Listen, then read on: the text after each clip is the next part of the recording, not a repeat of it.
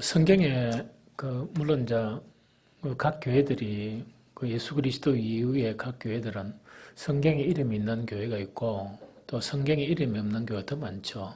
왜냐하니까 그 이후에 정말 2000년 이상의 그런 역사를 통해서 보면 그렇죠.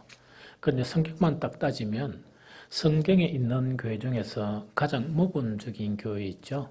그 교회를 들라 그러면 이 데살로니가 교회는 반드시 들어간다 하는 그 이야기죠. 그래서 데살로니가 교회는 어떤 교회냐니까 가장 모범적인 성경 안에 있는 그런 교회 중에 그건 하나다 하는 그 이야기죠. 그래서 이 당시 그 헬라 세계 있죠. 지금 같으면 그리스, 그죠? 이 헬라 세계 자체는 사실은 북쪽에는 마게도냐, 성경 보면 마게도냐란 말이 나오죠. 북쪽에는 마게도냐고, 오늘 여기 나타났다시피 남쪽에는 헬라 세계가 이 아가야로 이렇게 거대한 그런 주로, 두 개 주로 이렇게 구분이 되어 있는 거예요. 그래서 마게도냐의 수도는 바로 데살로니카고, 그 다음에 아가야 있죠. 아가야의 수도는 우리가 잘 아는 고린도예요. 그런데 이 데살로니가 교회하고 이 고린도 교회는 좀 대조적이에요. 어떻게 대조적인가 하니까 이 고린도 교회는 사실은 그 교회의 그런 문제 때문에 정말 아가야 전 지역에 나쁜 영향을 좀 미친 교회가 어떤 교회냐? 이 고린도 교회예요. 그런데 오늘 성경에 나타나는 것처럼 이 데살로니가 교회는 이게 뭐냐니까 그 믿음의 그런 좋은 소문이 어떻게 되는가 하니까 이 마게도냐뿐만 아니고 마게도나를 넘어가지고 아가야. 그런데 이 바울이 이야기한 거는 뭐냐? 그것을 더 넘어서 각 교회 이라다 보니까 아마 뭐 소아시아 쪽이나 이런 교회에 정말 이 믿음의 소문이 이름 뭡니까? 이 넘쳐 나갔다 하는 그 교회가 바로 어떤 교회냐? 이 데살로니가 그런 교회였었습니다. 그래서 이 데살로니가 교회 자체가 그 믿음에 그런 좋은 영향을 미치는데 그 영향을 미친 것 자체를 이야기하면서 오늘 본문 8절에 이래 되어 있거든요. 참 이렇게 신기하게 이렇게 이야기를 하고 있는데 1장 8절 보니까 주의 말씀이 너희에게로부터 마게도냐와 아가야에만 들릴 뿐 아니라 하나님을 향하는 너희 믿음의 소문이 각처에 퍼졌으므로 우리는 아무 말할 것도 없노라. 이렇게 되어 있어요. 그러면 데살로니가 교회가 준 그런 영향력 자체가 가장 잘 표현된 것이 1장 8절이에요. 그런데 이 말씀을 가만히 읽어보면 무슨 말인지 잘 이해 못해요. 왜냐니까 주의 말씀은 이 바울이나 또 그 바울의 그런 동역자들을 통해서 이렇게 복음이 전거되잖아요. 그런데 그렇게 표현한 게 아니고 바울이 어떻게 표현하느냐? 주의 말씀이 너희에게로부터 이 너희에게로부터라는 것은 말씀이 어디서 흘러나왔단 말입니까?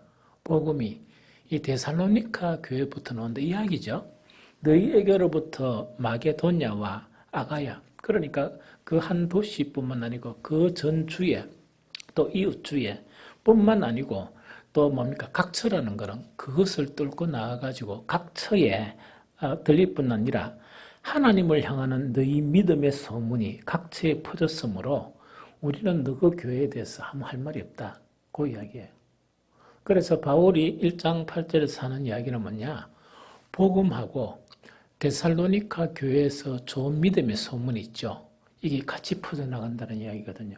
그럼 쉽게 이야기하면 복음 자체가 힘을 내어가지고 막 퍼져나가는 그 자체가 이 데살로니가 교회에 좋은 믿음의 소문을 힘입어 퍼져나가는 것, 그런 것을 상상할 수 있죠. 그래서 이거를 갖다가 이 해석을 더 붙여 하면 이렇게 이제 이해됐죠. 복음이 확장되어 나가는 거예요. 복음의 확장이 모범적인 교회인 데살로니가 교회의 믿음의 소문을 힘입어서 온 지역에 확장되고 있다는 그 이야기거든요. 너무 대단하죠. 너무 대단하죠. 그래서 지금 우리 현실 자체가 참 이런 교회가 있으면 이런 교회가 가장 절실하게 이 대한민국에 좀 필요하지 않겠느냐 하는 그런 생각이 들거든요. 그러면 좀 암울한 이 영적인 이 시대 속에서 교회만 하나 제대로 서면 어떻게 되는 거니까 이 대한민국 전역뿐만 아니고 정말 저 위쪽에 참 상식적으로도 이해 안 되는 그 동네뿐만 아니고 밑에 일본까지도 이 복음 자체가 이렇게 퍼져나가는데 아주 중요한 그런 구실을 한다는 그런 의미로 우리가 받아들일 수 있다는 그 이야기죠. 그래서 이 데살로니가 교회는 좀 모범적인 교회예요. 성경을 읽다가 보면 사람이나 뭐 교회나 가장 모범적인 부분도 있고 또 최악의 부분도 있거든요. 그래서 오늘 이 이제 교회를 비교한다면 데살로니가 교회에 보면 아주 대단한 모범적인 교회, 대단한 그런 모범적인 그런 교회라 그러면 또한 고린도 교회는 대단히 나쁜 교회, 대단히 문제투성인 교회. 어쨌든 간에 이 다니엘 기도하면서 고린도 교회를 다시 한번 이렇게 정리를 할까 싶어요. 문제가 너무 많아가 하루 만에 안 되고 하려면 2번 해야 돼요. 2번 할 만큼 문제가 심각한 그런 교회거든요. 그러면 왜 성경에서는 이런 부분이 적나라하게 드러나 있느냐니까 각 세대의 그 교회라는 건 성도들을 이야기해요. 성전인 모임이 교회니까 그 교회가 모범적인 교회는 지속적으로 본을 받고 또한 최악인 그런 교회들의 그런 나쁜 습성은 흉내도 내지 않도록 그래가지고 주님의 몸된 교회가 온전하게 세워져 나가도록 하는 그런 목적 때문에 그렇다 하는 그 이야기죠. 그래서 좋은 부분은 배워나가야 되고 아주 극하게 나쁜 부분은 뭐냐 정말 이렇게 배제하고 그런 것은 흉내도 내지 말고 하는 그것 자체의 교훈 때문에 그렇다 하는 그 이야기죠. 그래서 오늘은 뭐냐 이 데살로니가 교회의 모범적인 것이 뭐냐 그걸 볼 거예요. 이때까지 계속 설교한 거는 뭐냐 데살로니가 교회가 모범적인 교회가 된 것은 한 몇 번 설교를 했지만 믿음, 사랑, 소망 이 자체가 딱 이렇게 균형이 되어 있는데 각각의 증거가 있다. 확실한 믿음에도 증거가 있고 사랑에도 증거가 있고 소망에도 증거가 있다. 이건 아마 한 2번인가 3번인가 그 말씀을 인용하면서 하든지 혹은 설명하든지 아마 그랬던 것 같아요. 그게 데살로니가 교회예요. 그래서 그걸 어떻게 표현하느냐 믿음의 역사. 그 믿음의 역사라는 거는 뭘 이야기하는 거니까 사람들은 말을 들어보면 믿음이 대단히 좋은데 믿음으로 해난 일이 아무것도 없는 거야. 그렇기는 말밖에 없는 거야. 그렇기는 데살로니가 교회는 뭐냐 그 믿음이 주여 믿습니다. 우리가 믿음이 좋습니다. 이런 말보다 믿음으로 일으킨 일이 너무 많다는 이야기로. 그 믿음으로 일으킨 일이 뭔가니까 그 데살로니가 시 있죠. 그걸 뚫고 나가가지고 마게도냐 그 다음에 이 다른 주로 넘어가가 아야 이렇게 영향을 미칠 수 있던 그런 믿음이었다는 그 이야기죠. 그뿐만 아니고 또 성경에 나타난 것은 뭡니까? 극심한 가난 속에서 이제 그 사역자들이 바울과 그 일행들이 기절할 정도로 많은 연보를 모은 거예요. 그냥 돈만 많다는 게 아니고 극심한 그런 이 가난 속에서 그런데 그 헌금을 한 것이 뭐냐니까 너무 감동적인 거예요. 이 바울이 이야기한 거. 그래서 이제 고린도 교회도 뭐냐 마게도냐 교회 그 중심이 누구냐 데살로니가 교회예요. 즉 극심한 그런 상황 속에서도 정말 그 이스라엘 예루살렘의 그런 교회가 어려움을 당한다 하니까 충격적으로 믿음으로 이렇게 내어놓은 거예요. 그래서 그거 지금 이야기해요. 그래서 그게 이제 믿음의 역사고, 그 다음에 2번째 이제 사랑의 수고라는 거는 뭘 의미하는 거니까, 사랑은 말로 하기가 너무 쉬워요. 그러나 사랑을 이루는 데는 너무 힘이 들어요. 왜 그러냐니까, 그 사랑은 말로 표현한 거지, 사랑한다, 좋아한다, 그런 거는 뭐 돈이 듭니까? 뭐가 됩니까? 그냥 이야기하면 되죠. 그런데 문제는 뭐냐니까, 사랑의 증거는 수고가 나타나요. 사랑은 어떤 수고가 필요하냐? 엄청 오래 참아야 돼요. 사랑은 어떻게 했나? 엄청 온유해야 되거든요. 또 여러 가지 고린도전서 13장에 놓여 있는 걸 실천하려고 그러면 얼마나 에너지가 필요하고 얼마나 힘이 들고 그게 사랑의 수고예요. 그래서 사랑은 말로 하는 게 아니고 감정으로만 하는 게 아니고 사랑한다는 것은 이 사랑의 수고들이 쌓여서 그것을 사랑이라고 이야기해요. 이게 엄청나게 많았던 교회가 누구냐? 그 데살로니가 교회예요. 여러분들 데살로니가 교회가 두 가지 특색. 한 가지는 이 자기 민족에게도 핍박을 너무 받았고 그 데살로니가 시의 경제권을 잡고 있는 유대인들에게도 극심한 핍박을 받은 거예요.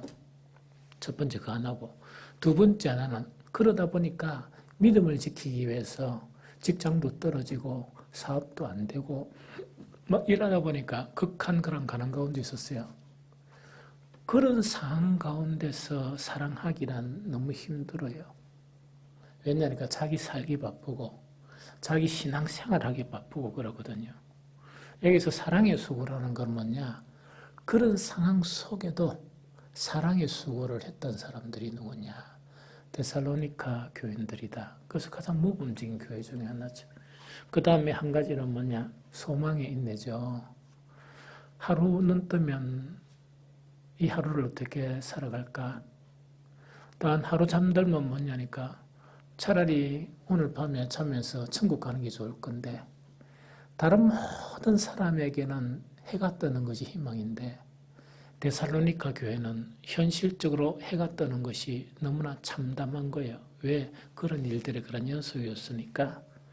그런데 이분들은 뭐냐니까 그런 악이 도저히 너무 안 좋은 환경 속에서 그 소망, 천국의 소망을 보면서 인내한 거예요. 참고 살아가고 인내하고 살아가고. 그래서 데살로니가 교회가 어느 정도인가니까 저번에 이야기 한번 했죠. 천둥만 치면 판가바가 다 나가는 거예요. 왜냐하면 주님 오시는 것도 해가지고 그건 해방을 이야기하죠. 우리가 이 고통과 이 한란과 어려움에서 우리가 해방시키는 주님이 오시는 것이 아니냐 해가지고 이 데살로니가 교회 한 가지 문제점이 뭐냐? 너무 치중되어 있는 거예요. 주님을 너무 간절히 기다리는 거. 그래서 데살로니가 후서에 이제 보면 바울이 그 부분을 권면을 하고 있잖아요. 자, 그런 내용이에요. 이것 말고 이 세 가지는 이제 누누이 이야기를 했으니까 우리가 좀 안다 그러면 오늘 말씀에 보면 데살로니가 교회가 이 정도 모범적인 교회. 그래서 바울이 이야기하면서 자기들이 복음을 전했는데 뭐라고 하는 거니까 우리가 복음을 전했는데 너희가 이렇게 참 좋은 교회가 되니까 도움이 됐다 이런 이야기가 아니고 주의 말씀이 너거로부터 나왔다 이야기거든요. 너거로부터 나왔고 너의 그런 모범적인 믿음 자체가 이렇게 편성돼 가지고 온데 소문이 다 났다. 참 너무 대단한 교회죠.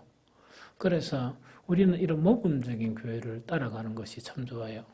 그러려면 믿음이 정립이 돼야 되는 게 데살로니가 교회의 믿음, 소망, 사랑에 대한 부분이 있죠. 이 세 가지가 연결되는 것은 좋은데 오늘은 이것 말고 두 가지만 간단히 이렇게 소개하고 마치려고 그래요. 그래서 이 두 가지 중에 제일 첫 번째 뭐냐니까 데살로니가 교회는요. 성공적인 말씀 생활을 했어요. 말씀 생활에 성공했어요. 이거는 뭔 이야기하는 거니까 바울과 그 일행이 똑같이 복음을 전했어요. 그런데 데살로니가 교회는 데살로니가는 똑같이 받은 것을 딴 교회는 좀 더 그리 많이 성공 못했는데 데살로니가 교회는 성공했는데 그 원인이 뭐냐? 말씀을 받아들이고 말씀 생활하는 것 자체에 성공을 한 거예요. 그래서 이게 뭐냐 하니까 딱 이 한 구절에 탁 이렇게 집약이 되어 있는데 데살로니가전서 1장 6절을 같이 읽어봅니다. 1장 6절요.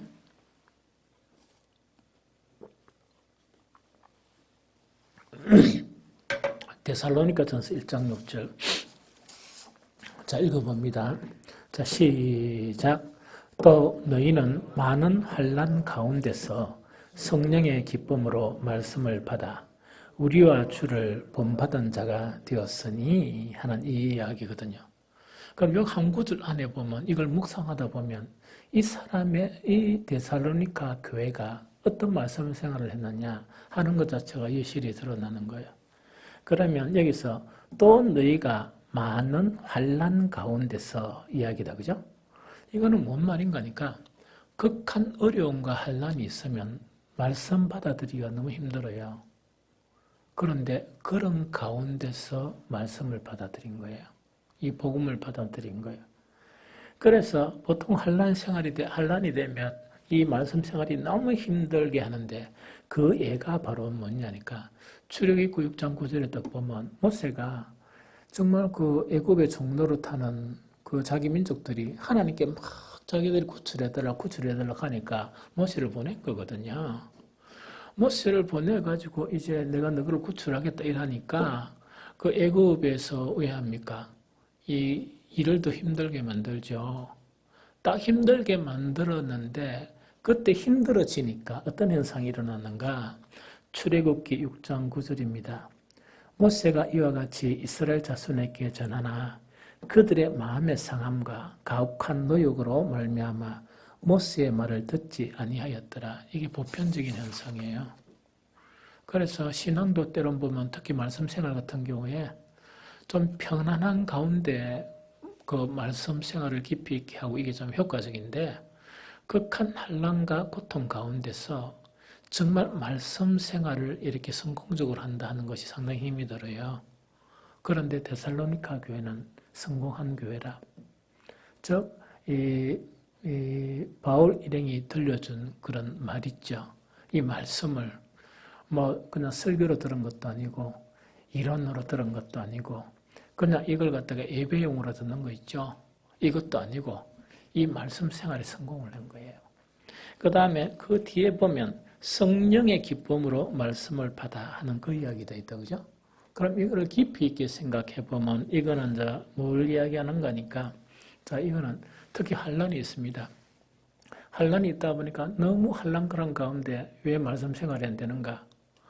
환난 상황이 벌어지면 영을 쫓는 것보다 무엇을 쫓는 게 더 쉽습니까? 육을 쫓는 게 더 쉬워요. 왜냐니까 어디 가면 먹을 게 있을까? 어디 가면 삶에 좀 평안이 있을까? 이걸 쫓다 보니까 말씀이 귀에 안 들어와요. 그게 이제 보편적인 현상인데 이 데살로니가 교회는 또 너희는 많은 환난 가운데서 성령의 기쁨으로 말씀을 받았다. 이거거든요. 그래서 성령의 기쁨으로 말씀을 받았다는 것은 어떤 의미인가니까 이거 이야기해요. 환난을 받을 때 우리가 영이 아니고 육으로 말씀을 받죠. 우리의 상태가 육의 지배가 되가 말씀을 받죠. 말씀의 기쁨이 하나도 없습니다. 말씀의 기쁨이 없거든요. 그런데 말씀에 성공한 사람들은 보통 어떤 사람이냐? 상태가 좋을 때나 나쁠 때나 환난 가운데 있을 때 말씀을 대하는 자세가 안 바뀌어요. 안 변해요. 왜냐니까 환난 때에도 대다수의 사람이 99%의 사람이 육의 성향의 부분이 나타나는데 참 믿음이 좋은 사람은 무엇을 붙잡느냐? 영에 속하려고 영을 따르려고 무척 애를 쓰거든요. 그래서 환난 가운데서 육의 성정으로 말씀을 대하면 말씀은 절대 기쁨이 안 됩니다.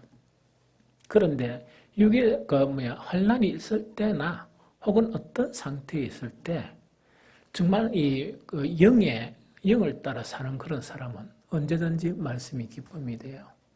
말씀이 힘이 되고 용기가 되고 이래요. 이해가 되겠죠? 그래서 한 대표적인 그런 말씀 자체가 뭐냐? 시편 119편 50절인데 이 말씀은 나의 고난 중에 위로라.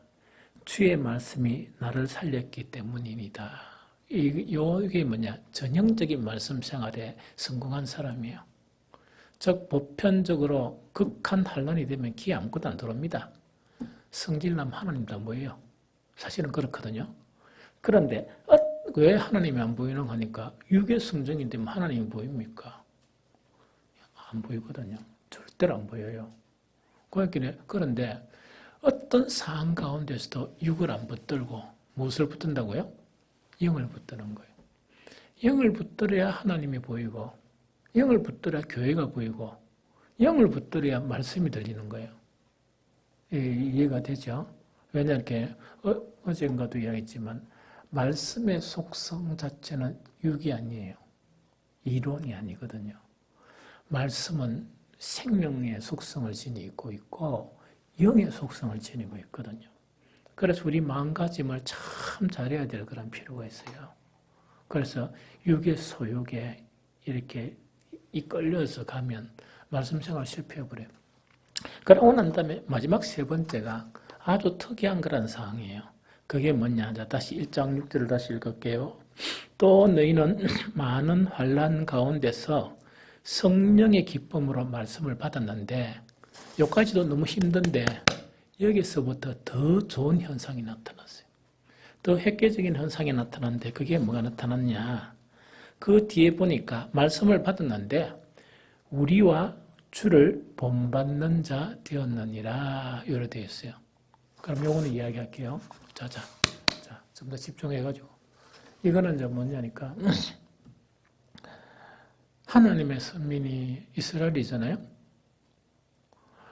그 하나님의 선민이 이스라엘인데 하나님께서 그 선민을 구원으로 이끌기 위해서 모세를 통해서 말씀, 즉 율법을 주었어요.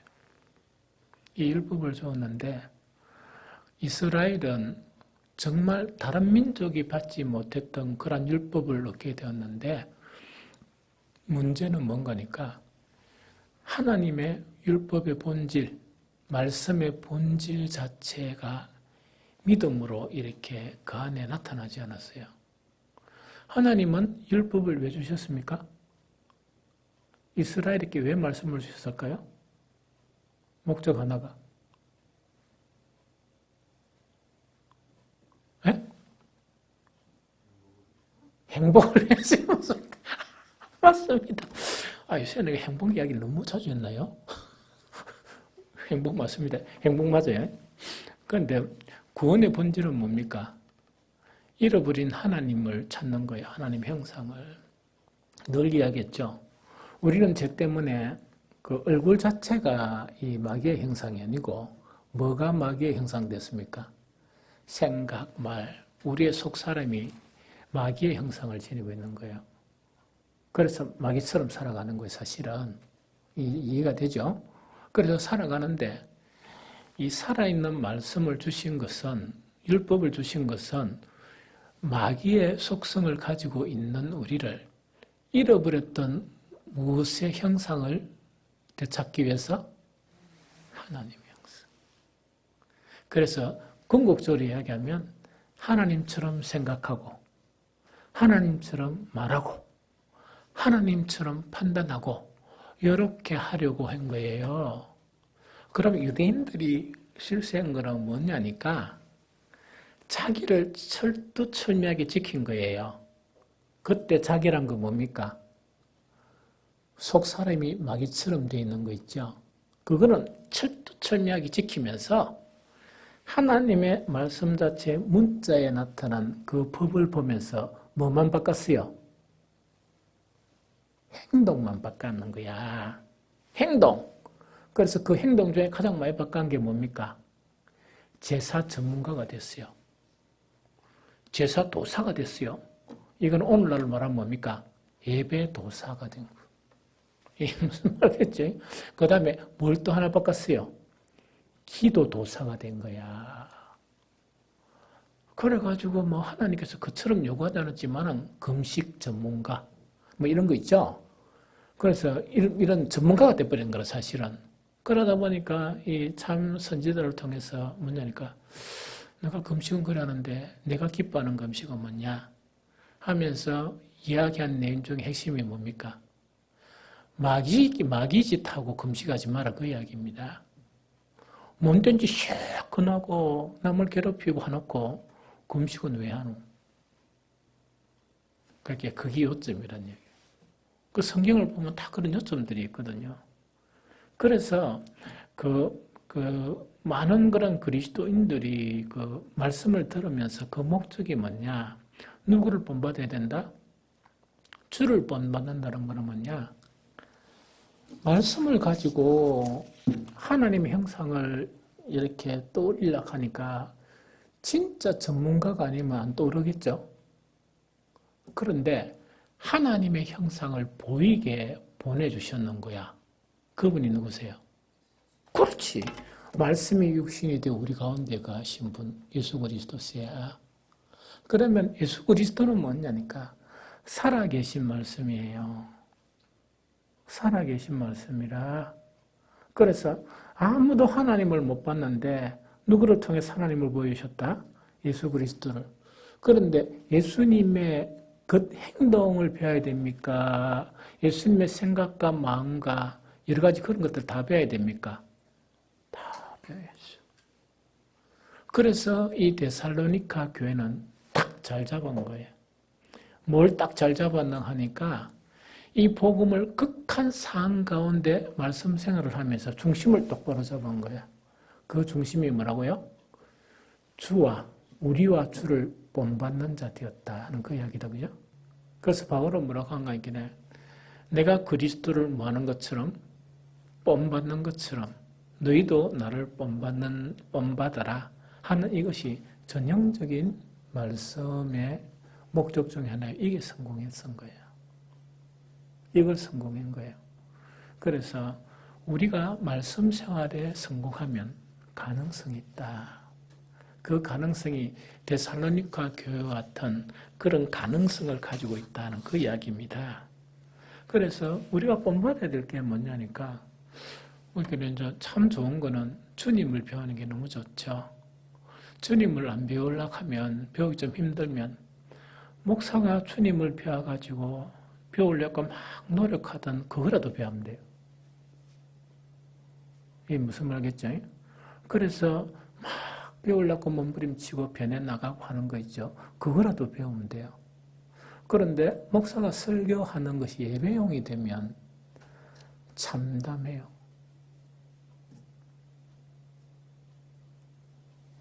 그거는 의미 없는 짓이에요. 아무런 의미 없는 짓이에요. 말씀을 통해서 우리가 사탄의 형상을 갖고 있으면서 그거 안 바꾸려고 하면 그 참 아무 의미 없는 짓이에요. 유대인의 율법과 똑같습니다. 그래서 그 데살로니가 교회가 성공한 거는 뭐냐니까 정말 극한 상황 가운데서 기쁨으로 말씀을 받으면서 그 말씀을 통해서 누구를 본받아갔다? 바울과 예수 그리스도를 계속 닮아간 거예요. 이게 본질이에요. 그래서 제가 이 말씀을 묵상을 턱 하면서 뭘 생각했는 거니까 제가 젊었을 때 그다음 이제 습관이 뭐냐니까 필기하는 습관을 참 많이 가졌었어요. 메모하는 습관. 메모를 왜 했는가 하니까 얼마 전에 제가 그 저자를 이자 봤는데 영성 문제에 억수로 고민을 하는 영성가가 있었어요. 그 영성가 자체가 자기에게 참 영적으로 도움이 되는 습관이 있었다. 그걸 갖다가 이 고백을 했는데 그게 뭐냐? 영적인 일기를 쓰는 거예요. 영적인 일기를 어떻게 쓰는가 하니까 하나님과 대화하면서 계속 영적인 일기를 쓰는 거예요. 그러면 그 시간이 저번에 골방의 시간인 거라. 하나님과 나 사이에 하나님의 말씀이 어디를 새롭게 하는 거, 내 영혼에 떨어지게 하고 내 마음에 떨어지게 하는 그런 도구로 사용된 것 같아요. 그래서 내가 가만히 생각해 보니까 옛날에 막 이렇게 적고 막 했던 것 자체가 뭐냐니까 그 사실은 억수로 저번에 한번 이야기했는가 모르겠지만 1년 반 만약에 전에 누가 억수로 참 이래 은혜스러운 설교를 했죠. 1년 반 지나면 다 잊어버리잖아. 저는 한 90% 이상 재현할 수 있었어요. 그렇게 나는 사실 암기 못하거든요. 암기 진짜로 못하거든요. 그런데 그 말씀을 설교를 갖다가 거의 그대로 이렇게 재현할 수가 있었다고요. 그러면 얼마나 깊이 마음에 새겨졌느냐 하는 그 문제죠.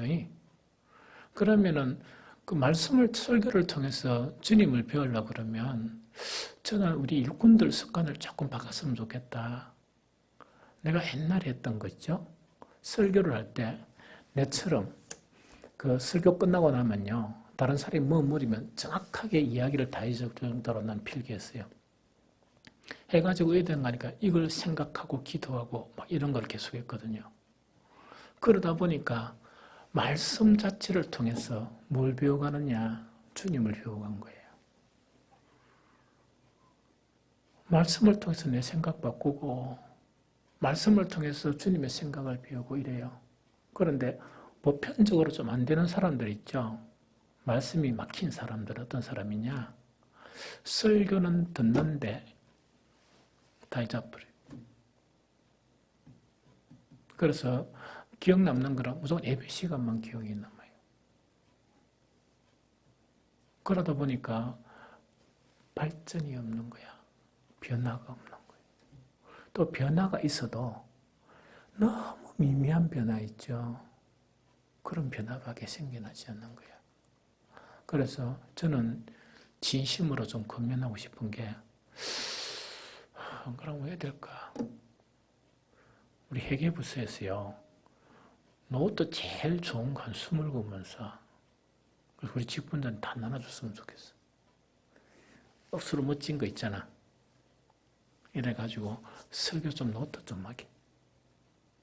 볼펜도 제일 고급을 사는 거 어떨까? 그래가지고 한 줄이라도 두 줄이라도 그걸 기록해가지고 또 묵상하고 기도하고 이런 거 있죠. 그래서 자기를 변화시키는 말씀생활, 성공적인 말씀생활 이걸 좀 했으면 좋겠어요. 그러면 내가 예언할게요. 영적인 귀한 복은 누리고 사회적인 복도 누려져요. 모든 문제가 다 풀립니다. 여러분들만 변화시키면. 그러고 여러분들 자식도 복받아요. 그게 성경적인 방법이에요. 내가 안 풀리면 우리 자녀들도 고통스러워요. 내가 풀려야 돼. 그래서 이런 것이 이 놀라운 그런 변화가 이번 다니엘 기도를 통해서 일어났으면 좋겠어요. 그래서 성공적인 말씀 생활 이거 있죠. 그 다음에 이제 두 번째가 뭐냐니까 이거는 복음을 전하는 사람이라. 복음을 전하는 사람이라는 거는 뭐냐니까 바울과 바울의 동력자를 이야기해요. 그러면 여기 있는 대부분 거의 대다수는 우리 정정문 집사님하고 우리 최영자 집사님을 제외하고는 대다수가 동력자야. 이 목사에 동력하는 사람들이거든요. 그럼 그 동력하는 사람들이 어떻게 복음을 전했는가? 이거는 아주 중요한 그런 내용이에요. 데살로니가전서 1장 4절 5절 한번 찾아봅시다. 데살로니가전서 1장 4절 5절.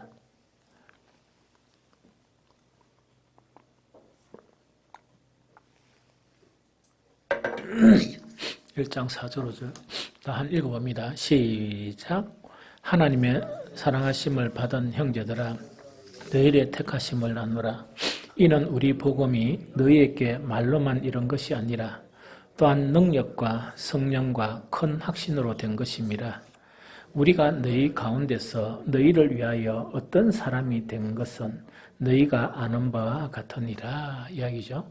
자, 데살로니가 교회가 이렇게 놀라운 거는 데살로니가 교인들이 너무 이 심성이 좋아한 것도 맞아요. 그것도 플러스, 그것도 맞는데 한 가지는 뭐냐?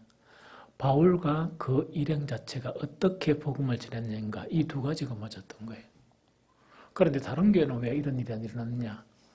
바울과 그 동료들이 똑같이 했지만 데살로니가 교회처럼 이렇게 말씀으로 성공을 못했어요. 그래서 고린도 교회는 신비주의로 빠져버리고 이런 거 있죠. 그렇게 각각 교회가 자기 나름대로 빠져버리는 거예요. 그런데 이 데살로니가 교회는 복음을 전한 이 사람들하고 그 다음에 데살로니가 교회가 매칭이 됐던 거예요. 그러다 보니까 이 말씀에 성공하는 그런 놀라운 능력이 나타났던 거예요. 그러면 이걸 갖다가 보면 이야기다, 그죠? 하나님의 사랑받은 형제들아, 이건 쭉 보면 우리가 너무 잘 알겠죠. 분석은 대부분 할 수 있죠. 너희를 택하심을 나누라. 이는 복음이 너희에게 말로만 이런 것이 아니고 또한 능력과 성령과 큰 확신으로 된 것입니다. 우리가 너희 가운데서 너희를 위하여 어떤 사람이 된 것은 우리가 아는 바와 같으니라. 이거를 갖다가 보면 4가지로 되어 있는데 3가지로 줄일 수 있어요. 어떻게 줄일 수 있느냐? 여기서 능력과 성령과 되어 있죠. 다른 번역에 보면 어떻게 됐냐? 성령의 능력 이렇게 되어 있어요. 성령의 능력. 그래서 능력과 성령을 구분시켜도 되고 또한 성령의 능력 이렇게 도 됩니다. 자, 여기 이제 좀 이야기할게요.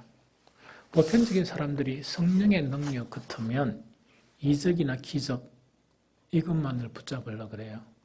그런데 여기서 성령의 능력이라는 것은 이적과 기적도 맞는데 이건 가끔씩 일어나는 거예요. 바울이 사용하는 걸 보면 바울 전체에서 누가가 특히 관찰하다 보니까 기적이 나타나는 것은 별로 없어요. 가끔씩 나타났어요. 그러면 가끔씩 나타나는 그것 붙들고 성령의 능력 이렇게 해버리면 실패합니다. 그럼 성령의 능력이라는 것은 뭘 하느냐? 신비한 이적이나 기적은 가끔씩 일어나는 거예요. 그거는 뭐냐니까 우리도 한 번씩 기도하다 보니까 이렇게 불건한 것이 기도 탁 응답되고 이런 거 있지. 가끔씩 일어나요, 이게. 그래서 가끔씩 일어나는 거고 여기서 대부분의 이 능력이라는 것은 뭐냐? 자, 이제 이거 좀 이야기합시다. 이 능력은 뭐냐니까 이 복음을 전하다가 보면 나는 복음 전하고 듣는 사람이 듣고 복음 전하고 듣는 사람이 듣고 이래가 뭐 복음의 열매가 맺히고 이런 일만 있으면 얼마나 좋을까요? 그런데 그게 아니고 복음을 전하고 교회를 세워 나가려고 그러면 어려움을 만나요. 환난도 만나요. 때로는 핍박도 당하게 되고 또 숱한 문제들 투성이가 있는 거예요. 그러면 여기서 만나는 어려움이나 환난이나 핍박이나 숱한 그런 문제들을 정말 이렇게 참고 인내하고 기다리는 것이 능력이에요. 대다수가 그래요. 여러분들 교회에 일을 하죠? 일을 하면 왜 어렵냐니까 편안한 가운데 일을 하면 그거 좀 힘들어도 할 수 있지. 그러나 그것이 조금 영적인 일이고 교회에 정말 이 부흥시키는 그런 일 같으면 사탄이 방해하는 거예요. 방해하고 문제를 일으키고 막 이러는 거예요. 그럼 여기서 능력이라는 것은 그런 문제가 안 일어나도록 방지하는 것도 능력이고 이해됩니까? 또 그런 문제가 안 일어나도록 조심하는 것, 즉 사탄에게 틈 안 주는 거 있죠. 그것도 능력이라. 그럼 어쨌든 일이 딱 일어나잖아요. 일이 일어나면 빨리 일을 제압시키고 이런 거 있죠. 그게 능력이요. 그게. 제가 며칠 전에 이야기했지. 만나는 목사님들 중에서 학벌이 대단한 목사님, 경력이 대단한 목사님, 심지어 뭐 보니까 젊었을 때 벌써 뭘 했는가니까 줄에서 큰 교회 있다입니까? 병원 원목까지 했어요. 젊었을 때. 그러면은 꽤 창창한 사람 아니었겠어요? 안 되는 거야. 원목은 가능했는데 개척이가 교회를 세우니까 안 되는 거예요. 뭐 때문에 됐냐? 그 사람들이 설교 못하는 줄 압니까? 저래요. 학식이 없어요? 백그라운드가 대단해요. 나는 박사학위가 없는데 그분들은 박사학위 보통 2개 이상 다 가지고 있어요. 외국 안 갔다 왔느냐? 다 갔다 왔어요. 뭐 신학 이래 그런 학회나 이런 데 다 갔다 왔어요. 그런데도 안 되는 거야. 여기서 능력이라는 것은 그 능력을 이야기해요. 그래서 여기서 능력이라는 것은 그런 부분이라는 이야기죠. 그래서 이걸 달리 말하면 어떤 일을 이루려고 그러면, 특히 주를 위해서 살아가는 영적인 일을 이루려고 그러면 우리한테는 반드시 또 뭐가 있습니까? 주님이 일 안 하는 거는 괜찮아. 그러고 또 복음의 일 안 하면 괜찮아요. 그러나 목사하고 같이 복음의 일을 또 하잖아요. 반드시 그 복음의 일을, 주님의 사역을 하면 그 일에 따라서 우리가 져야 될 십자가가 있어요. 그거 못 지가지고 다 중간에 못해요. 여기서 능력은 뭐냐? 자기에게 주어진, 목사는 목사대로 그 십자가를 지고, 또한 그 일을 맡은 핵심 멤버들은 자기에게 주어진 그 십자가를 지면서 그냥 문제를 해결하는 게 아니고 십자가를 지고 가면서 생기는 문제나 여러 가지 핍박이나 환난이나 이것을 해결해 나가는 거예요. 그 능력이 어디서 오는가? 우리에게는 그런 능력이 아니고 하나님으로부터 오는데, 하나님의 능력이 성령을 통해서 우리에게 역사하는 거예요. 이런 능력자가 되시기를 바랍니다. 그러면 우리도 데살로니가 교회 같은 희망이 생겨요. 큰 확신은 알겠죠? 그 다음에 마지막에 되어야 될 사람이 있어요. 이게 아까 어려운 영역이에요. 그럼 이건 아까 내놓는 거니까, 우리가 너희 가운데 너희를 위하여 어떤 사람이 된 것은 너희가 아는 바와 같으니라. 참 이게 대단한 이야기죠. 그럼 이거는 뭐냐니까, 데살로니가 교회가 누구와 누구를 본받는 자 되었다? 주와 이 복음 전하는 그 팀들을 본받는 자가 된 거예요. 그러면은 이런 것이 이루어지려고 그러면 그 복음에 참여하는 사람은 뭐가 됩니까? 된 사람이 돼야 되죠? 우리가 어떤 사람이 되었는가 너가 안다는 그 이야기죠? 세상적인 학문도 아니고 도덕도 아니고 세상적인 인격이 아니에요. 하나님의 사람, 되어야 될 하나님의 사람이 되어가는 그 자체를 이야기해요. 그래야 하나님의 사람이 되어야 그 사람을 통해서 주님을 본받죠. 이거 이해가 됩니까? 그래서 이것 자체가 두 가지가 맞아가지고 놀라운 그런 데살로니가 교회가 되었다는 이야기죠. 그래서 복음과 함께 그 믿음이 있죠. 믿음 자체가 각처에 소문이 일어나면서 복음의 유익을 준 교회가 데살로니가 교회입니다. 그래서 오늘 이 말씀을 우리가 딱 마음에 새겨서 정말 우리가 기도가 필요한 건 뭐냐? 우리도 이런 교회가 되게 해주고, 하나님께서 나에게도 이런 능력을 주시고, 또한 하나님께서 나에게 주어진 그 십자가를 묵묵히 질 수 있는 그 능력도 주시고 하는 그 기도가, 그 다음에 말씀을 통해서 주님을 비우는 그런 성공적인 말씀 생활을 할 수 있도록 도와주시고 하는 것이 우리 기도의 일입니다. 좀 이해가 되겠죠? 나는 언젠가는 빛과 소금교회를 떠나야 될 사람이잖아. 후임 목사가 말씀의 사람이었으면 좋겠어요. 딴 배경은 없더라도 한마디라도 그 말씀을 통해서 하나님을 닮아가는 그런 목사였으면 좋겠어요. 뿐만 아니고 능력 있는 목사인데 뭐 신비하게 뭐 병 고치고 그런 거는 가고하고 정말 교회를 세워나가면서 오래 참고 인내하고 주어진 그런 십자가를 이 묵묵히 지고 나가는 그런 능력 있죠. 그런 능력 있는 목사였으면 좋겠다 하는 생각이 듭니다. 안 그러면 오늘날 세대에 교회는 금방 타락해버리고 세상교회가 되든지 혹은 교회 문을 닫아버리든지 그런 일밖에 안 일어나요. 찬송